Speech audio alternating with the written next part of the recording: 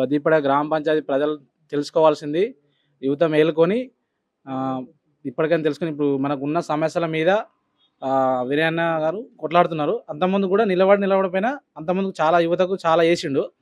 ఇప్పటికైనా ఇప్పుడు సర్పంచ్గా నిలబడి గెలవాలని ముందుకొచ్చిండు. ఇంతకుముందు సేవా కార్యక్రమం పాల్గొన్నాడు. ఆయన సేవలు చేసిండు, చాలా చేసిండు. ఏమేమి చేసిండు సేవలైనా? మళ్ళీ యువతకు కూడా ఏది ఆపద వచ్చినా ఏదొచ్చినా ముందుకొచ్చి నిలబడ్డాడు. ఎవరు ఇంత ముందుకు ఉన్న వాళ్ళు ఎవరు చేయలేదు. ఇప్పుడు అన్న ముందుకొచ్చిండు. చాలా ఎస్సీ రిజర్వేషన్ అనేది చాలా రోజులకు వచ్చింది. ఇప్పుడు వచ్చినందుకు అవకాశం వినియోగించుకొని యువత మేల్కొని ఉప్పర భారతవన్ వినయ్ కుమార్ను గెలిపియాలని కోరుతున్నాం. ఉంగరం గుర్తుకు ఓటేసి గెలిపియాలని కోరుకుంటున్నాం. ఎంత మెజార్టీ వస్తుంది మీకు?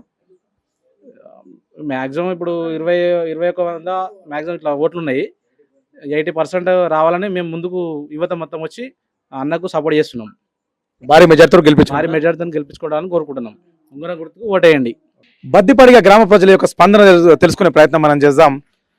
అమ్మ చెప్పండి అమ్మ, ఎలక్షన్స్ వచ్చినాయి కదా మీ ఊర్లో? మా ఊర్లో ఎలక్షన్లు వచ్చినాయి. ఉప్పరి భారతమ్మ గారిని గెలిపిద్దామని అనుకుంటున్నాం. ఉంగరం గుర్తుకు ఓటేయాలనుకుంటున్నాం. ఆయన ఇంకా ఊర్లో అభివృద్ధి చేస్తాడని నమ్మకం ఉంది మాకు. మరి ఊర్లో ఇప్పుడు సర్పంచ్ ఎలక్షన్స్ వచ్చినాయి కదా, మరి ఊరికే ఓటేద్దాం అనుకుంటున్నాం? నేను ఉంగరానికి వస్తా. ఉంగరాన్ని గుర్తుకేస్తావా? ఎందుకు ఉంగరాన్ని గుర్తుకే ఎందుకు వేద్దాం అనుకుంటున్నాం? బస్ నెంబర్ పోవాలి, పక్క నెంబర్ పోదాం అని ఆలోచన. భారతవా నిలబడ్డది, ఆమె లేనోళ్ళు నిలబడ్డది కాబట్టి అయ్యాలి గెలిపియాలి. ఏదన్నా ఉంటే బాధారు గుంజి అడగాలి. అంటే రేపు గెలిచిన తర్వాత పని చేయకపోతే పనులు చేయకపోతే గెలిచిన తర్వాత పనులు చేయకపోతే బాధారు గుంజి మేమే అడుగుతాం. ఉంగరం గుర్తుకు ఓటేసి గెలిపిస్తాం. ఉంగరం గుర్తుకు ఓటేయాలనుకుంటున్నాం. రేపు ఏమన్నా పనులు చేయకపోతే అడిగేంత దమ్ము మాకుంది. ఉంగరం గుర్తుకు ఓటేస్తాం, వాళ్ళకి గెలిపించుకుంటాం.